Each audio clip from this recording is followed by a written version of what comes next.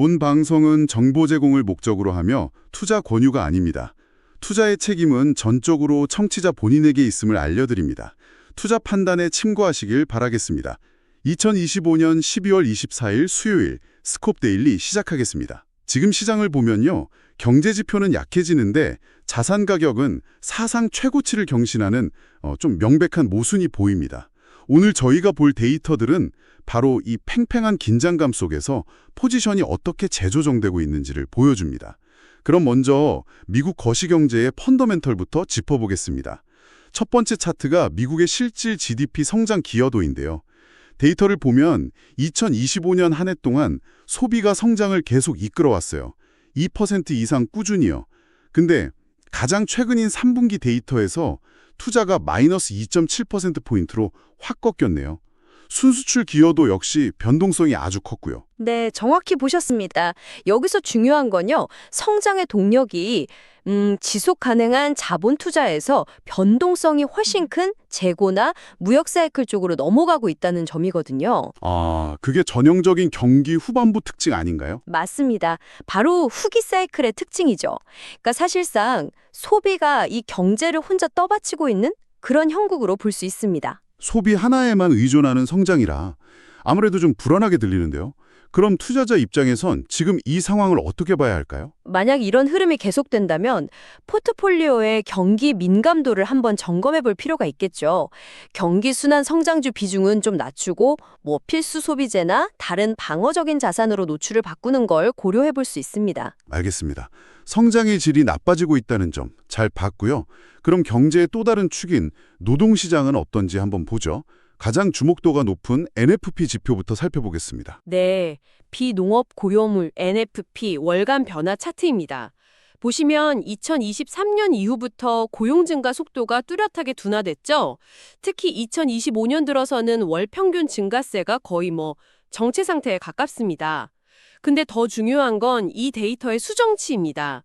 2024년 3월부터 2025년 3월까지 데이터가 벤치마크 수정을 거치면서 무려 91만 건이나 하향 조정됐어요. 91만 건이요? 와, 그럼 시장이 지금까지 알던 것보다 실제 노동시장이 훨씬 더 차가웠던 얘기네요. 우리가 그토록 걱정했던 타이트한 노동시장이란 말도 이제는 좀 옛말이 된 건가요? 네, 그렇게 볼 수 있습니다. 시장이 이제 초과 수요 국면에서 고금리의 효과가 본격적으로 나타나는 후기 순환 둔화 국면으로 들어섰다는 아주 강력한 증거죠. 이건 수요 쪽의 디스인플레이션, 그러니까 물가 상승 둔화 압력을 더 키울 수 있습니다. 다만 노동시장이 약해진다는 건 기업 이익 둔화 가능성도 같이 봐야 합니다. 그렇군요. 노동시장이 식는 게 그럼 연준 정책에는 어떤 영향을 줄까요? 역설적이지만 연준의 금리 인하 가능성을 오히려 높이는 요인이 될 수 있죠. 그래서 금리 변화에 민감한 듀레이션 자산에 대한 노출을 선별적으로 늘리는 전략을 신중하게 생각해 볼 수 있는 환경이 되고 있습니다. 노동시장의 전체 양뿐만 아니라 질적인 부분도 중요할 텐데요. 소득계층별 시간당 임금 성장률 차트를 보니까 이게 또 흥미롭습니다. 전반적인 임금 성장률이 둔화되는 가운데 특히 최저소득계층의 하락세가 아주 가파른데요. 한때 7.5%까지 갔던 상승률이 지금 3.5%까지 떨어져서 오히려 최고소득계층보다도 낮아졌어요. 네, 이 데이터가 보여주는 게 아주 명확합니다. 노동시장에서 가장 타이트했던 부분, 그러니까 저임금 서비스직 부문의 압력이 정말 빠르게 식어가고 있다는 거거든요. 이건 많은 분들이 걱정했던 임금 물가 악순환의 고리가 사실상 끊어지고 있다는 증거이고요. 연준이 목표하는 디스인플레이션 경로를 뒷받침하는 아주 중요한 데이터입니다. 아, 임금 압력이 뚜렷하게 완화되고 있다. 이건 연준의 긴축이 효과를 보고 있다는 신호로 봐도 되겠군요. 그렇다면 장기 듀레이션 자산 비중을 늘리는 전략에 더 타당해 보이는데요. 하지만 인플레이션과의 싸움이 아직 완전히 끝난 건 아닙니다.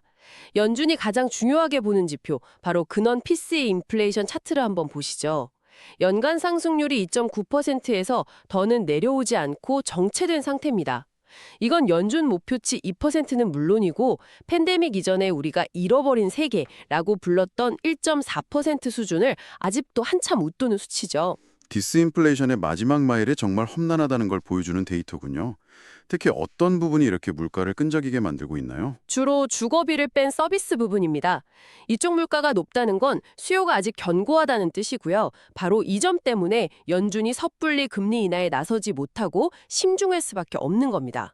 그렇다면 포트폴리오의 듀레이션에 대해서는 여전히 좀 방어적으로 봐야겠네요. 네, 그렇습니다. 구체적인 전략이라면 일단 듀레이션, 그러니까 금리 민감도는 낮추는 게 안전해 보입니다. 단기 채권에 머물면서 상대적으로 높은 앞단 금리를 활용한 이자 수익, 소위 캐리 트레이드 전략이 현재로서는 좀 더 마음 편한 선택이 될 수 있겠습니다. 네, 알겠습니다. 미국 내부 펀더멘털을 보니까 소비 빼고는 전반적으로 둔화되고 있다는 점 확인했습니다. 그럼 이거를 다른 나라들과 비교하면 어떨까요? 그래도 미국이라는 말이 여전히 통할지 G7 국가들과 비교해 보겠습니다. 네, G7 국가들의 실질 GDP 성장률을 팬데믹 이전인 2019년 3분기와 비교한 차트입니다. 보시는 것처럼 성장 격차가 극명하죠. 미국은 다른 나라들을 압도하는 성장률을 보였는데 독일은 유일하게 아직 팬데믹 이전 수준도 회복하지 못했습니다. 그야말로 미국 예외주의를 한눈에 보여주는 차트네요. 이런 성장 격차는 글로벌 자금 흐름이나 통화 정책에 어떤 영향을 미치게 될까요? 각국 통화 정책이 서로 다른 길을 갈 수밖에 없다는 걸 의미합니다. 미국은 상대적으로 높은 금리를 더 오래 유지할 수 있는 반면에 다른 나라들은 경기 부양을 위해 먼저 금리를 내릴 수 있다는 거죠. 이런 정책의 분기는 구조적으로 달러 당세 압력으로 작용하게 됩니다. 그렇다면 포트폴리오 관점에서는 미국 자산 비중은 계속 가져가고 달러 강세를 일종의 방어적인 해지 수단으로 활용하는 전략이 여전히 괜찮아 보이네요. 그렇습니다. 1인당 실질 GDP로 보면 그 차이는 더 커집니다. 2019년 이후 미국의 1인당 실질 GDP 성장률은 이후에 거의 2배에 달하거든요. 2배나요? 네, 이건 단순한 경기 사이클 차이를 넘어서 생산성이나 총수요 같은 경제의 근본적인 체력 차이를 보여주는 겁니다. 그렇군요. 장기적인 관점에서 유로 대비 달러 롱 포지션을 유지하는 게 합리적으로 보이네요. 그런데 이렇게 강력한 달러에도 최근 변곡점이 오고 있다는 분석이 있더라고요. DXY 장기 추세선 차트를 좀 보죠. DXY가 2011년부터 이어진 약 14년간의 거시적인 상승 추세선 지지선을 지금 97.50에서 98.00 사이 구간에서 테스트하고 있네요. 네, 이 지점은 기술적으로 정말 중요한 변곡점입니다. 그동안 얘기했던 미국 예외주의가 정점에 달했다는 인식, 그리고 2026년부터는 연준도 결국 금리를 내릴 거라는 기대가 딱 맞물리는 시점이거든요. 만약 이 장기 지지선이 무너진다면 금융위기 이후 10년 넘게 이어진 달러 강세라는 거대한 패러다임이 구조적으로 끝날 수도 있습니다. 굉장히 중요한 지점이군요. 그럼 투자자들은 이 레벨을 어떻게 활용해야 할까요? 97.50을 핵심적인 방아쇠 레벨로 봐야 합니다. 만약 이 수준 아래에서 월간 종가가 만들어진다면 이건 달러의 구조적인 약세 전환 신호일 수 있거든요. 그때는 거시 시나리오를 근본적으로 다시 검토해야 합니다. 알겠습니다. 지금까지 거시경제를 살펴봤는데요. 요약하자면 경제는 둔화되지만 미국 예외주의 덕에 달러가 강했고 이제 그 강세가 중대한 기로에 서 있다는 거군요. 그럼 이제 시장 내부로 들어가서 현재의 자산 가격이 과연 정당한지 살펴보겠습니다. 네, 세 번째 세션에서는 취약한 시장 구조와 과도한 포지셔닝 문제를 다뤄보겠습니다. 주요 지수의 수익률 동인을 분석한 차트를 보면 좀 놀라운 사실이 보입니다. 2025년 S&P 500하고 나스닥 100의 연초 대비 수익률이요. 기업이익, 즉 EPS 증가가 아니라 PE 배수 확장에 의해서 압도적으로 주도됐습니다. 잠시만요. 제가 제대로 본 게 맞나요? 특히 매그니피센트 7 기업들은 EPS가 마이너스 5.78% 역성장했는데 주가는 21.99%나 올랐다고요? 이건 거의 펀더멘털이랑은 반대로 가는 거 아닌가요? 어떻게 이게 가능하죠? 바로 그게 지금 시장의 가장 큰 취약점입니다. 시장은 사실상 곧 연준이 금리 인하할 거다. 이 기대감 하나만으로 미래 현금 흐름에 적용하는 할인율을 낮춰버린 거죠. 그러니까 이익이 늘지 않아도 밸류에이션 배수만 높여서 주가를 정당화하고 있는 겁니다. 펀더멘털과 주가의 괴리가 극심하고 금리 변화에 매우 취약한 구조라고 할 수 있습니다. 듣고 보니 지금 시장이 기대감 하나로 떠있는 좀 불안한 상태로 느껴지네요. 그렇다면 이 밸류에이션을 무너뜨릴 수 있는 핵심 변수는 뭘까요? 10년 만기 국채 금리가 예상치 못하게 급등하는 경우가 되겠죠. 그게 현재 밸류에이션의 핵심 무효화 조건이 될 겁니다. 그래서 이런 배수 확장에만 의존하는 지수 노출은 전략적으로 줄여나갈 필요가 있어 보입니다. 이런 소수 기술주로의 집중 현상이 오래만의 일은 아니었죠. 2009년 금융위기 저점 이후를 돌아보면 미국 대형 기술주와 비트코인이 다른 모든 자산을 그냥 압도해버리는 극단적인 쏠림이 있었잖아요. 맞습니다. 저금리 저성장 국면에서 승자 독식의 네트워크 효과를 누리는 소수 성장주의 가치가 어떻게 극대화됐는지를 보여주는 거죠. 동시에 이건 전통적인 분산 투자가 지난 10여 년간 대규모로 실패했다는 걸 의미하기도 합니다. 그렇다면 이런 장기적인 쏠림 현상에 대해 투자자는 어떤 경계심을 가져야 할까요? 일단 포트폴리오 안에 대형 기술주에 대한 테일 리스크, 그러니까 확률은 낮지만 한 번 터지면 충격이 큰 위험에 얼마나 노출되어 있는지 꼭 점검해야 하고요. 동시에 이 긴 쏠림이 끝날 가능성에 대비해서 저평가된 다른 글로벌 섹터로의 전술적인 순환매 기회도 찾아볼 필요가 있습니다. 쏠림이 심각하다는 점은 알겠습니다. 그럼 지금 투자자들의 심리나 포지션은 어떤 상태인가요? 액티브 펀드 매니저들의 주식 노출도를 보여주는 NAIM 지수를 보면 최근 100.7까지 올라갔습니다. 지수가 100을 넘는다는 건 매니저들이 레버리지까지 써서 주식 롱 포지션을 거의 최대로 잡았다는 뜻이거든요. 이건 보통 시장 심리가 극단적인 낙관론에 치우쳐 있다는 신호로 봅니다. 이건 해석이 좀 갈릴 수 있겠네요.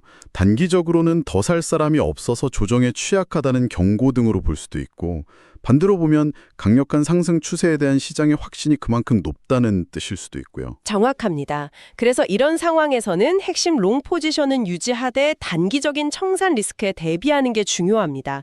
예를 들어 VIX 같은 변동성 상품으로 해지를 병행하는 걸 고려할 수 있죠. VIX가 14를 뚫고 올라가서 유지되는지 그 여부가 중요한 관전 포인트가 될 겁니다. 자, 이제 마지막 세션입니다. 지금까지 논의한 거시경제 분화와 시장 내부의 취약성 말고 우리가 또 주목해야 할 잠재적 위험 요인이나 혹은 새로운 국면을 알리는 신호는 없는지 살펴보겠습니다. 먼저 소비 구조의 취약성부터 짚어보죠. 소득 계층별 미국 소비 비중 차트를 보면 전체 소비 지출의 거의 절반, 약 48%를 소득 상위 10%가 차지하고 있습니다. 반면에 하위 80%의 비중은 수십 년 만에 최저 수준으로 떨어졌어요. 극단적인 K자형 회복이 소비 구조까지 양극화시켰군요. 이게 경제 전체에는 어떤 의미를 갖나요? 부유층은 자산 가격이 오르는 자산 효과로 소비를 늘리고 중산층 이하는 실질 소득이 정체되니 소비 여력이 줄어든다는 뜻입니다. 결국 미국 전체 소비가 소수 부유층의 자산 가격 변동에 극도로 취약해지는 구조적 위험을 안게 되는 거죠. 그렇군요. 자선 시장이 조정을 받으면 소비가 예상보다 훨씬 더 크게 위축될 수 있다는 말이네요. 경기 순환주 전반에 대한 노출은 좀 신중하게 접근해야겠습니다.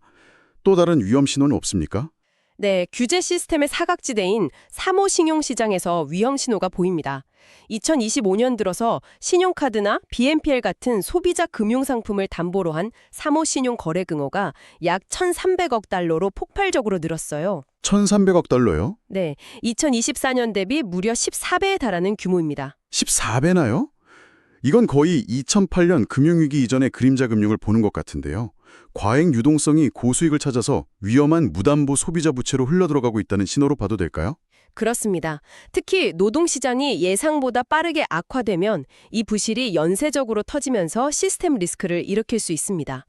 그래서 포트폴리오 내 소비자 금융 관련 자산에 대한 스트레스 테스트가 필요하고요.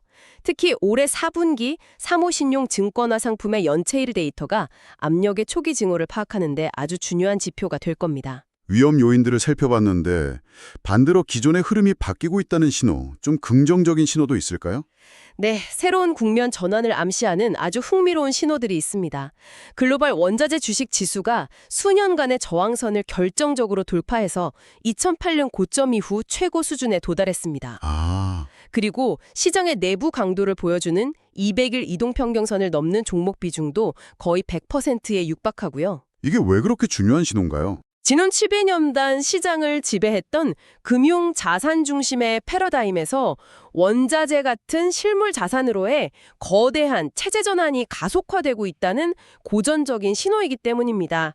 지속적인 공급 제약과 인플레이션 고착 가능성을 시장이 가격에 반영하기 시작했다는 거죠. 기술적 돌파와 내부 강도가 함께 확인된 만큼 포트폴리오의 원자재 복합자산 비중을 구조적으로 확보하는 게 중요해 보이네요. 귀금속 쪽에서도 비슷한 변화가 있나요? 아주 중요한 변화가 보입니다. 은 가격을 금 가격으로 나눈 비율, 즉 SLV, GLD 비율이 0.16까지 급등하면서 2014년부터 형성된 10년간의 저항선을 강하게 시험하고 있습니다. 금과 은 둘 다 귀금속인데 이 비율이 높아지는 게 왜 특별한 의미가 있는 거죠? 금은 주로 안전자산, 그러니까 방어적인 가치 저장 수단으로 보잖아요. 반면에 은은 산업용 수요가 커서 경기가 좋아지거나 인플레이션 기대가 높아질 때 더 강하게 오르는 경기 순환적인 성격이 강합니다. 아, 성격이 다르군요. 네, 그래서 이 비율이 오른다는 건 귀금속 내 모멘텀이 단순한 방어에서 경기 회복과 인플레이션 베팅으로 넘어가고 있다는 걸 의미합니다. 글로벌 성장과 인플레이션에 대한 시장의 기대가 바뀌고 있다는 강력한 신호죠. 그렇군요. 그럼 이 순환적인 로테이션을 인지하고 포트폴리오 내에서 베타가 좀 높은 상품, 즉 시장 민감도가 높은 상품에 대한 노출 확대를 고려해 볼 시점이라는 거네요. 맞습니다. 기술적으로는 이 비율이 0.155 위에서 안정적으로 유지되는지 여부가 추세 전환을 확인하는 중요한 관건이 될 겁니다. 이처럼 약화되는 펀더멘털과 위험 선호 심리가 충돌하는 국면에서 향후 정책 신호가 시장 방향성을 결정할 핵심 변수가 될 것입니다. 오늘 저희가 준비한 데일리는 여기까지입니다. 오늘 전해드린 정보들이 투자 판단에 도움이 되셨다면 구독과 좋아요, 그리고 알림 설정 부탁드립니다. 저희는 다음 시간에도 깊이 있는 시장 분석과 함께 찾아뵙겠습니다. 청취해 주셔서 감사합니다.